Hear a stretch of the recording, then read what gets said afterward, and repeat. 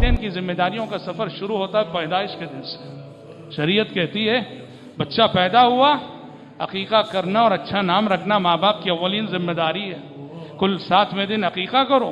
अल्लाह औलाद की नेमत से अल्लाह ने नवाजा है, जानवर ज़बा करके अल्लाह का शुक्र अदा करो। लड़का मिला है तो 2 जानवर और लड़की है तो 1।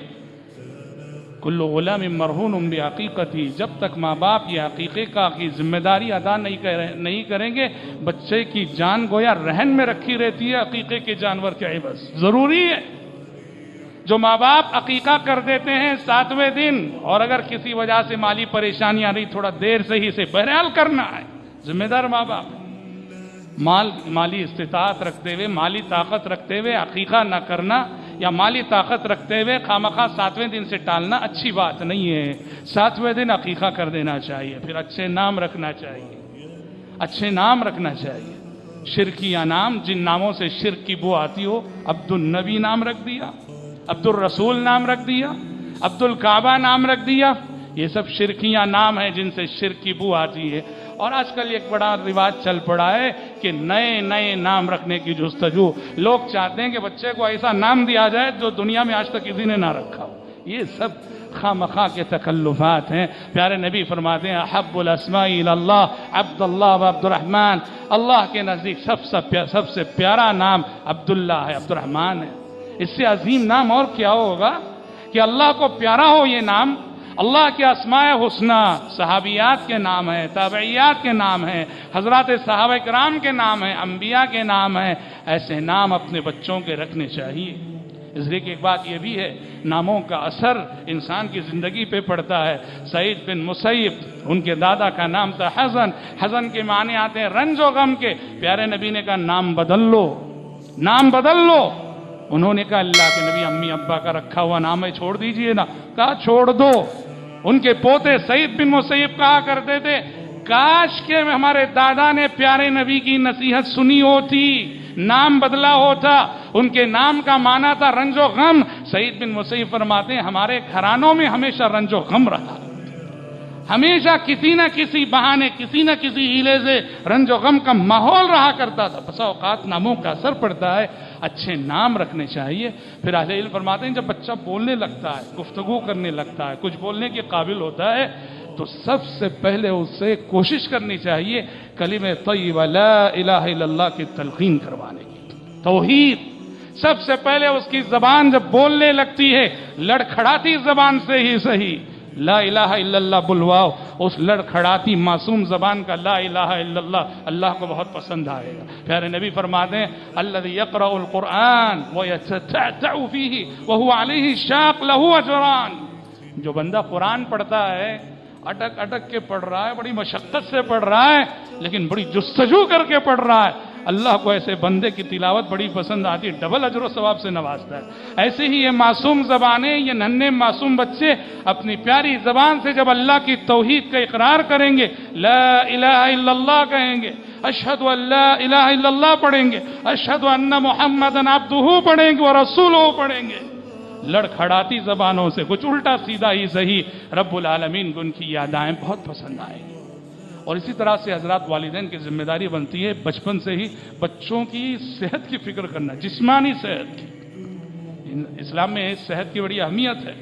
वालिदैन की जिम्मेदारी बनती है जिस्मानी सेहत की फिक्र करना।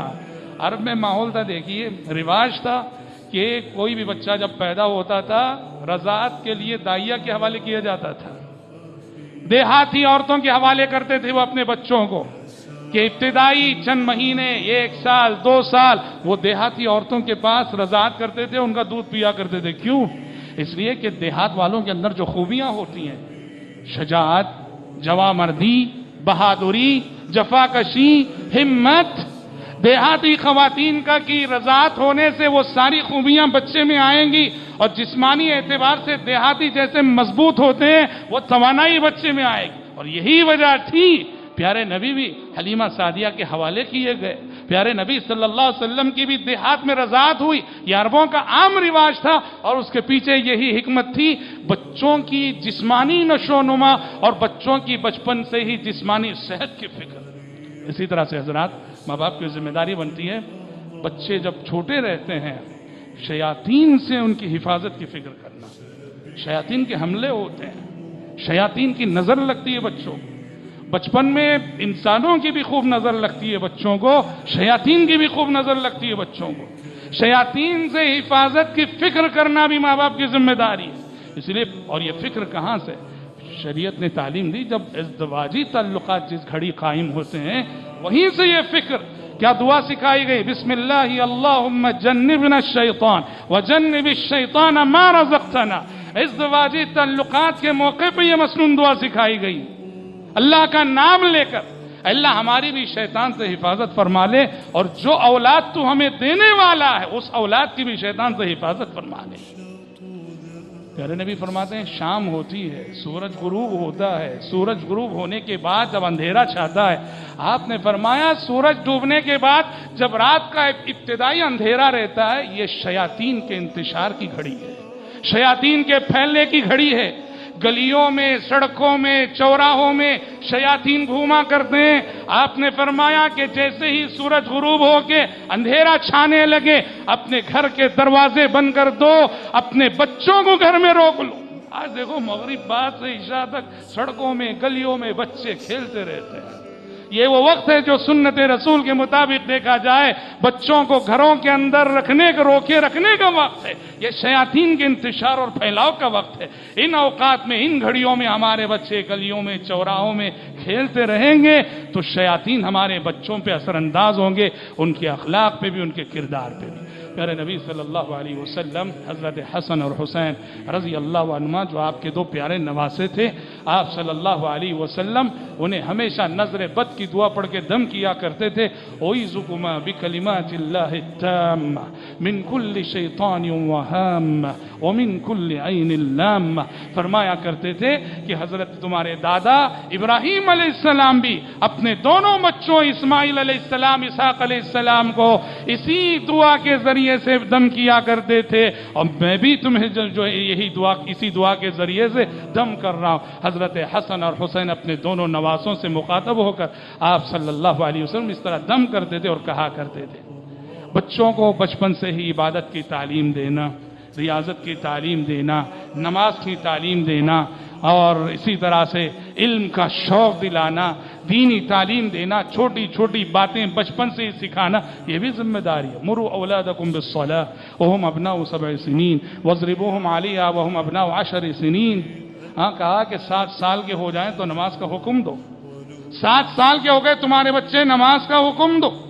इसका यह मतलब नहीं कि 7 साल से पहले कोई नमाज का एहतमाम नहीं होना, नहीं, नमाज का एहतमाम तो बचपन से ही होना है। लेकिन 7 साल उम्र का एक ऐसा मरहला है जहां से बच्चे के अंदर शूर आता है, तमीज आती है, बच्चा नफा नुकसान में तमीज करने लगता है, दोस्त दुश्मन में तमीज करने लगता है।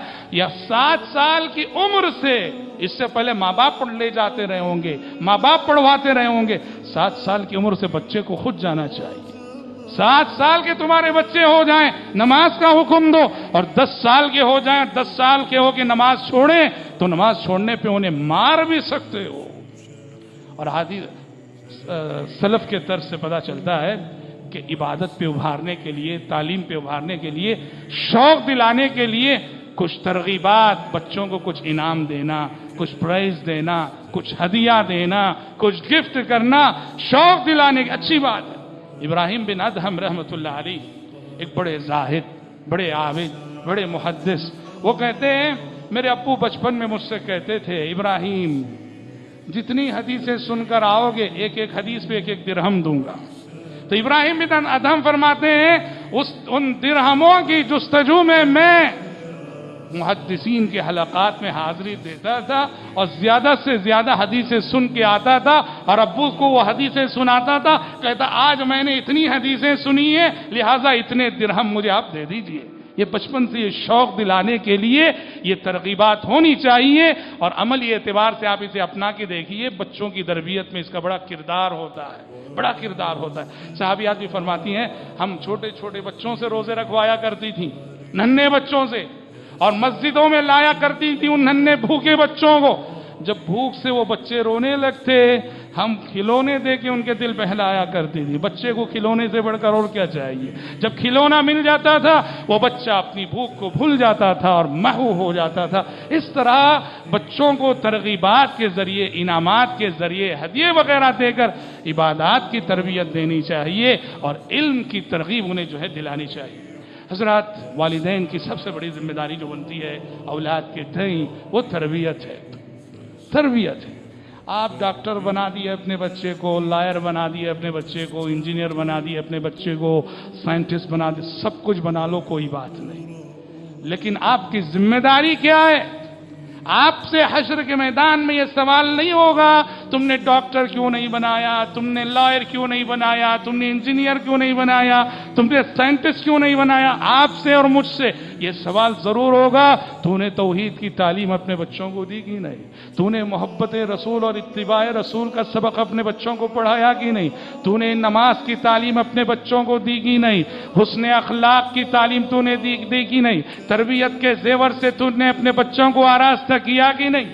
ماں باپ سمجھتے ہیں کہ اچھی اسکول میں پڑھا دیے، اچھی کالج میں پڑھا دیے، اچھی جگہ شادی کر دیے، اچھا جاب ہم نے دلا دیا، ماں باپ ہونے کی حیثیت سے پوری ذمہ داری ہم نے ادا کر دی. بالکل نہیں، یہ بہت بڑی بھول ہے.